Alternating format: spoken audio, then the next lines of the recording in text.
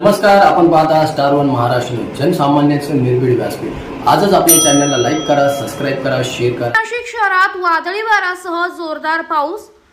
नाशिक परिसरात काही घरातील इमारतीच्या छताचे उडाले पत्रे, तसेच जिल्हा व सत्र न्यायालयाच्या इमारतीचे देखील पत्रे उडाले आणि काही ठिकाणी शॉर्ट सर्किट होऊन वीज बंद पडली। त्यामुळे परिसरातील 3 ते 4 तास वीज बंद झाल्यावर नागरिकांचे हाल झाले होते। नाशिक शहरात आज दुपारनंतर अचानक आभाळ भरून आले आणि काही वेळातच पावसाला सुरुवात झाली। नाशिक शहरातील अनेक ठिकाणी जोरदार अवकाळी पाऊस झाल्याने बऱ्याच ठिकाणी नुकसान झाले। त्यात जुने नाशिक परिसरातील वडाळगाव रोड वरील मिलत नगर या भागात विद्युत पोलवर अचानक आग लागून शॉर्ट सर्किट होऊन परिसरातील वीज बंद पडल्यावर नागरिकांचे हाल झाले।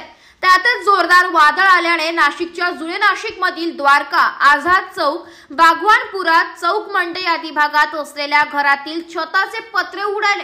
या अवकाळी पावसामुळे नाशिक शहरासह ग्रामीण भागातही शेतकऱ्यांचे मोठ्या प्रमाणात नुकसान झाले। अचानक झालेल्या पावसामुळे नाशिक शहरात धावपळ उडाली होती। स्टार वन महाराष्ट्र न्यूज साठी प्रतिनिधी इरफान पठाण, नाशिक।